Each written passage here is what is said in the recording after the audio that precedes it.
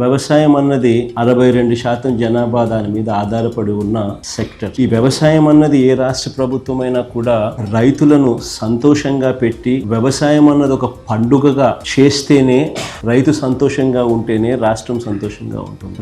రైతు కూలీ సంతోషంగా లేకపోతే రాష్ట్రం ఎప్పుడూ కూడా ఎదగదు, వెనకడుగు వేయాల్సింది. మా హయాంలో పండుగగా ఉన్న వ్యవసాయం చంద్రబాబు నాయుడు గారి హయాంలోకి వచ్చేసరికి అది దండుగలా మార్చిన పరిస్థితుల మధ్య ఈ రోజు రాష్ట్రంలో వ్యవసాయం కొనసాగుతుంది.